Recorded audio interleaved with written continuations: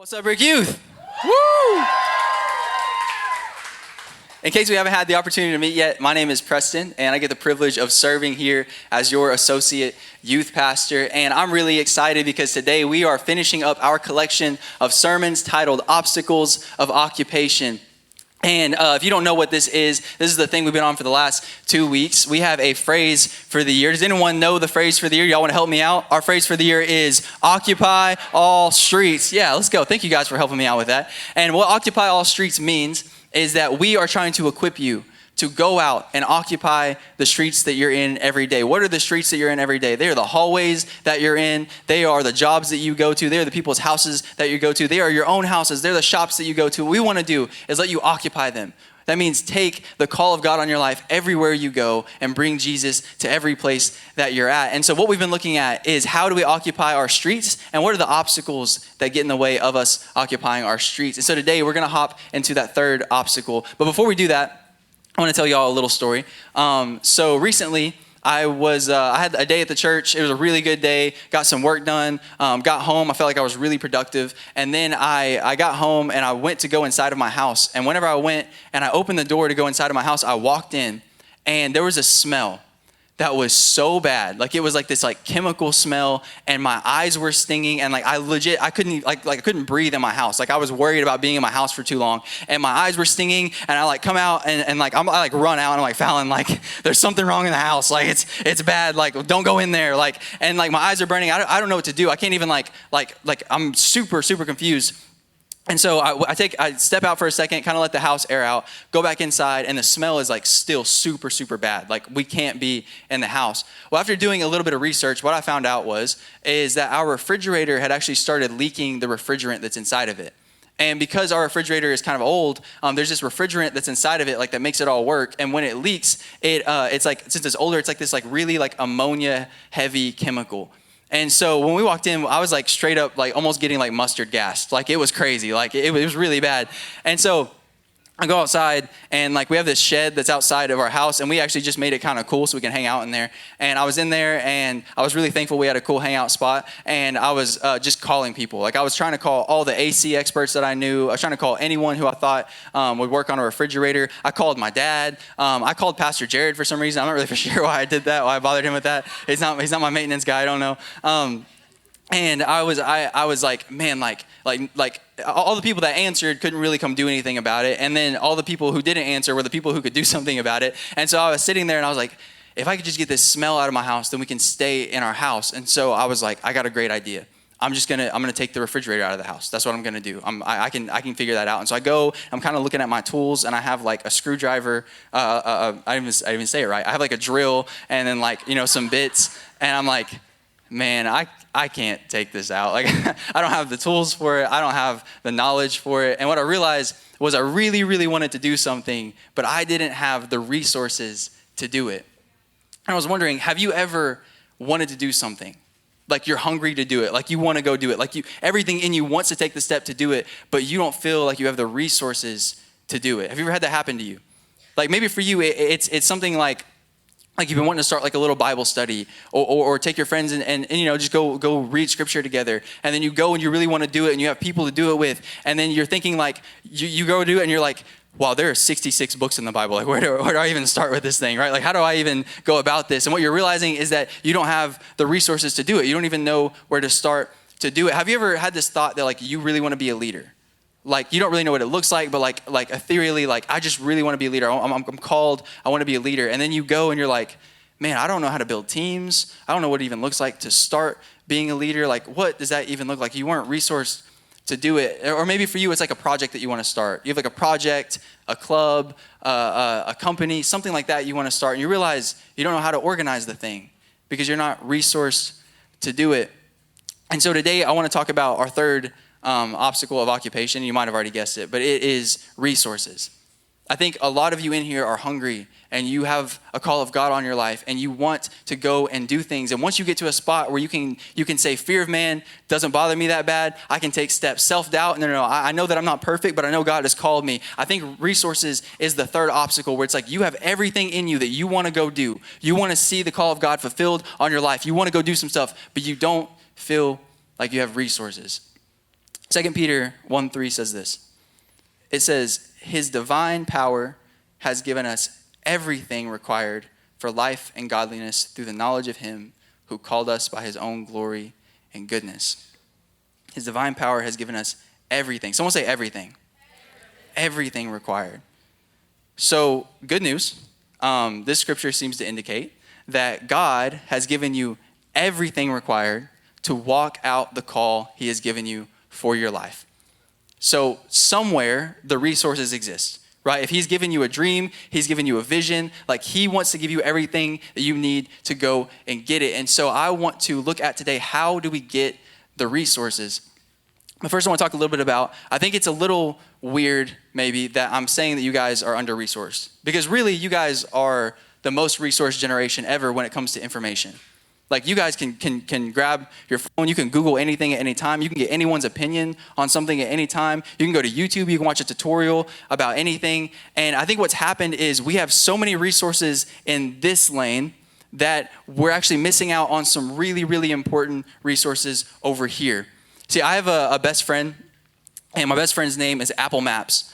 And the reason, that's a stupid joke, I'm sorry. The reason why Apple Maps is my best friend is because I can't get anywhere by myself. Like I can get to Tulsa, but I can't get to anywhere specific in Tulsa without a map. Like Muskogee and Oklahoma are geographically what I have expertise on. And when you look at Apple Maps, it looks like this a lot of times. They're gonna throw a picture up there, yeah. So whenever you look at Apple Maps, like it's zoomed in like this. But there's a new feature, like I say new, it's like within the last couple of years, you can actually zoom it out and you can actually get it all the way to like this. And I shout out Queen City. I didn't realize that was up there. That's pretty wild. And so you can get it like zoomed out like all the way out like this. And I think this is what your generation has ran into, because you have so much information. Like I can see every coast. I can see Queen City from here somehow. You can see everything. You have so much information. But I think what's interesting about this is I have so much information, but I have zero direction, right? In order for me to be able to get anywhere, I would have to zoom in and I have to see my street. For me to occupy my street, I need direction. And so how do we get direction in our lives? Well, the first thing is you watch people. Now, this might sound kind of like a weird one, but like you watch people. If you can get into some rooms with people who are doing the things that you want to do, if you can get into some rooms with some people who have lives like the life that you think you want to have one day, it is crazy how much just watching people can change things for you. Like watching people affects you way more than you think it does. Watching anything affects you way more than you think it does. Scripture says, out of the abundance of the heart, the mouth speaks. That means what I'm putting in my heart will eventually come out. And whenever I was a teenager, I wanted to be a professional drummer. And so I went and I got a job at a music store in town called Zomac. And I was like, I'm going to go and I'm just going to figure it out. Like, what does the music industry look like in Muskogee? What does it look like to make connections? What does it look like, to take care of instruments? And I learned so much there just by watching people. I went in and I knew absolutely nothing. And just by watching people do things, I learned all about guitars. I learned how to take care of guitars. I learned how to tune drums. I didn't even know how to do that before. And it was all by watching people. And I even recently was going back and looking at some old drum covers that I used to watch, like these people playing drums on YouTube. And they were back from like middle school. And I was watching them and I was like, man, like those guys kind of dress like I dressed in middle school. Isn't that crazy? And I was like, oh, I was dressing like them and I didn't even realize that I was. Why? Because watching people will always affect you.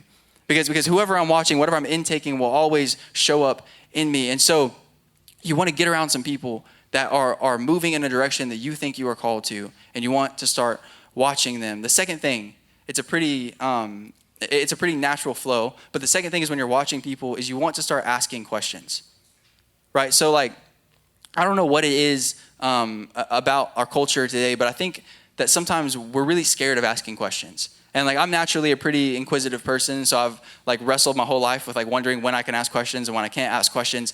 But you want to start asking questions of these people. And the reason why is because whenever you start asking questions of these people, what you'll find out is not just like what they did, but why they did it.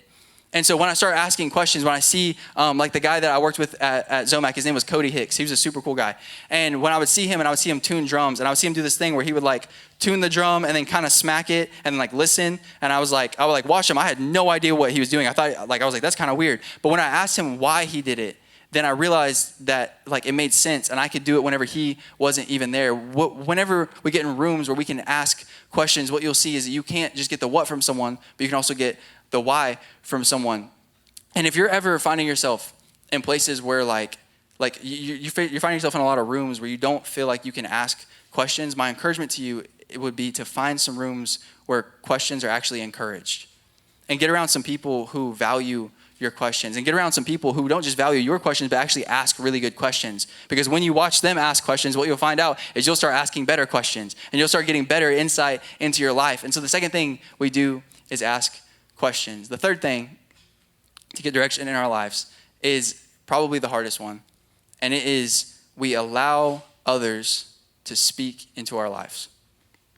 We allow others to speak into our lives. And when I said that, some of you were like, man, like, I've allowed people to do that before, and it really hurt.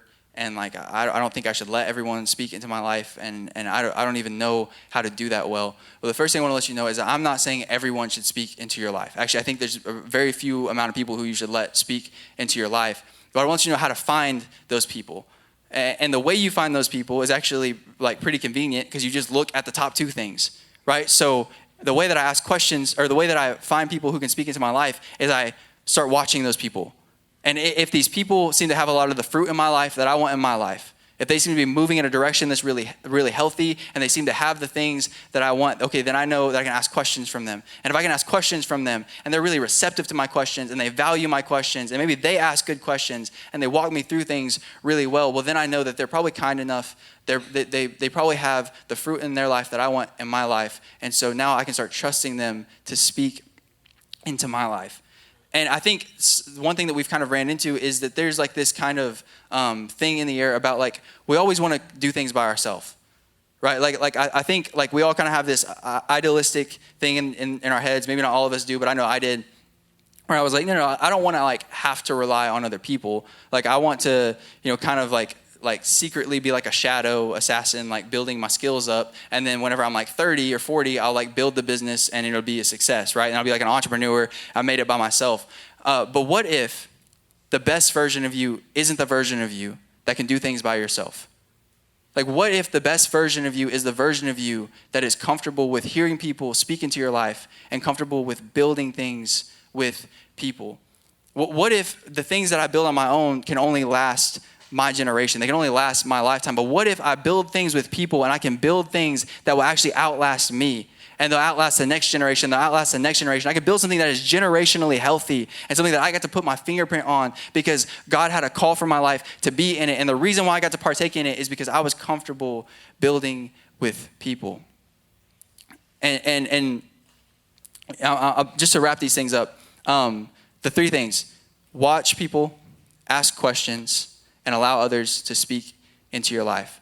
So where do I find a place where I can do all of that? Well, some of you might already have some places in your head. You're like, man, like I was at the music store. You're kind of thinking of some spots that are a lot like the place maybe you feel like you're called to go. But a lot of you in here are probably like, man, I can't find a single place like that. Like I've been looking for a place like that forever. And what I want to let you know is that this place is that place for you. Like this place can absolutely be that place for you. This is really the only place that I can think of that will look at you, whether you're 18 years old, whether you're 15 years old, or you're 12 years old, and we will tell you that you're a leader. And like, I'm not just saying that theoretically. I'm saying that because like I've actually experienced that. Like when I was here, I was a student. I came here when I was like 16 years old.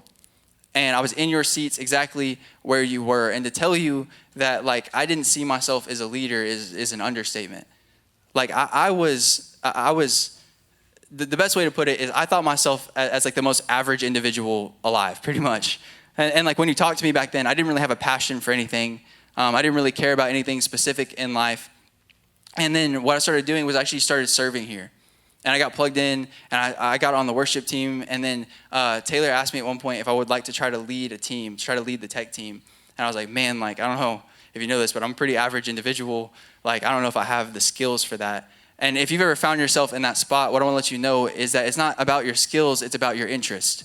See, I tell everyone that wants to join my team, I'm like, man, I don't really care if you're skilled in what you want to do. I care if you're interested in what you want to do. Because I think interest will oftentimes point you to the thing that God is calling you to do. And if you can just have enough interest and you can get around, we can develop you to the point where you will have the skills. And so what I found out was I was on the tech team, and Taylor allowed me to start leading some things and started speaking into me. And what I found over the course of years and taking steps and getting to lead more and more things is that the interest really did point me to the skills. And they didn't just point me to the skills, but actually like pointed me to my identity. And what I started to find out was I actually started to believe that like I'm a leader, like God has called me to do something. And I started to believe like actually I'm a communicator, like God has called me to preach. And what I found out was I went from being a 16-year-old with no direction, with really no drive, no thing that I'm chasing in life, to someone who has purpose and who has calling. And I found that out because I got plugged in to this place.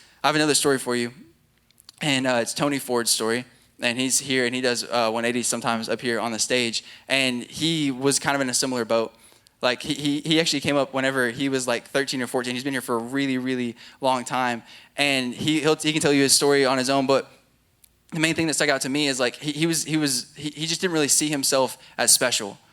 And he started coming here, and he got plugged in, and he started serving. And the reason why he started serving, I think, is just because he felt like is what he had to do at the time. And he started serving on the tech team. And over the course of a little bit, I've gotten to watch him go from someone who had no faith in their ability to do things. And we got to a spot where I was like, man, like, I think you'd actually be a really good communicator. You should come and you should do communication practice. And he straight up told me, he's like, absolutely not. Like, dude, I am not doing that. Like, don't throw me in a group chat. Don't ask me to be at the meetings. Like, I am not going to be here. And what I've seen in Tony is that he's gotten to be developed. And over time, he's grown a confidence in not just who he is, but in who God has called him to be. And what I've seen is Tony's went from someone who told me no about communication to this semester, he actually stood up here and he did his very first 180. And he absolutely crushed it. And it was incredible. Yeah. I got another story for you. I got a lot of these stories. Fallon Grace is my wife. And I got to see, yeah, y'all and I know her like really well, obviously. And what I got to see in her is she was here and she was plugged in, and she decided she wanted to serve because she really loved this place and she really loved what it was doing. And then Fallon was like, man, like I might be interested in worship, but it's like a super, super scary step for me. And she was like processing like what she needs to do with it. And at the time, actually, Fallon couldn't even sing, so she'll like tell you that. Like she went to some practices and started singing, and they were like, oh, okay, we got some work to do. And over time, I watched her stick around, and I watched people pour into her, and I watched her get developed, and I watched her take super scary steps. Like there were so many times she wanted to quit because she was so terrified of what she's doing on this stage. This is back when she started worshiping in Brick Youth. And what I get to see now is someone who is confident in their leadership. What I get to see now is someone who gets to lead the whole worship team, and she's built a beautiful team, and they love each other, and they all get to do this thing together. Why? Because she was developed, because she was poured into, and she was willing to take steps. This place is incredible. This place develops people. I got one more story for you, and it's my dude Chris Riley. You've seen him up on the stage. He just did the game up here. And what you might not know about him is that he came here whenever he was really young too. And at the time, he had just moved schools, and he was having a lot of trouble with the school that he was at, and he was really having a lot of trouble just finding out like who he was. And what I got to see in him was he got plugged in, and he started serving. And I got to see that like this dude didn't just like get better at what he was doing. He actually started to discover who he was.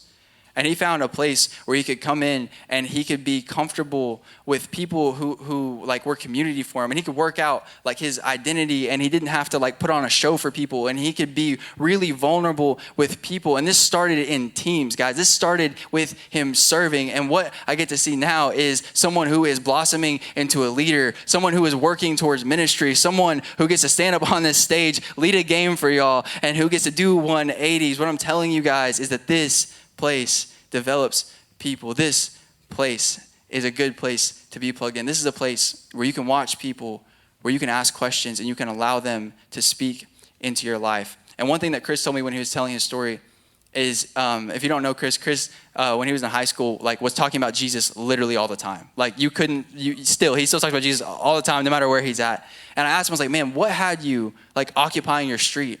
And he said the reason why he can occupy his street out there is because he learned how to do it here. And so what does that mean? What do I have for you guys? Well, 1 Peter 4:10 says this.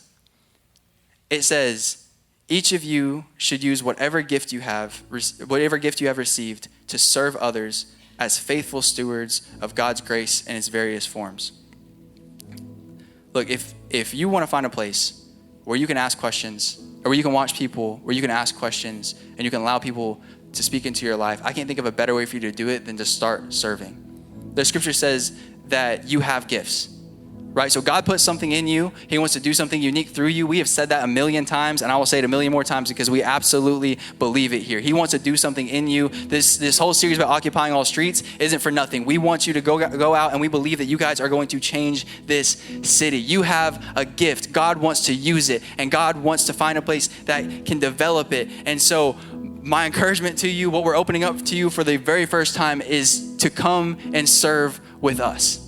Like, just come and serve with us. Come get plugged in. Come get plugged into a place where you can watch people ask questions and allow them to get poured into you. And so we're going to throw a QR code up on the screen. You can scan this if you want to fill it out, if you want to start serving with us. But what this is these are a lot of places in our church where we have a need. And where there is a need, there is a place for you to develop. And so I'm going to let you know a bunch of opportunities that we have right here for you to develop. The first one is, these are the ones that are on Sundays. So we have host team.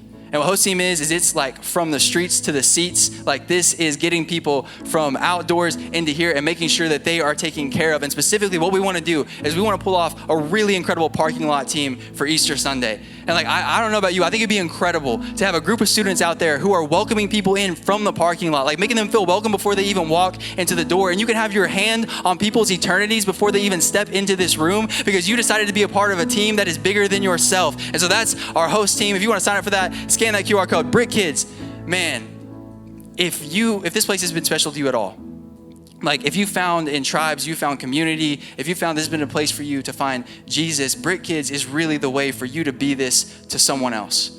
Like, this is really a way for you to find someone who is younger than you and pour into them and be somewhere where they can find community and be like a tribe leader to them and build them up and lead them to become fully devoted followers of Christ.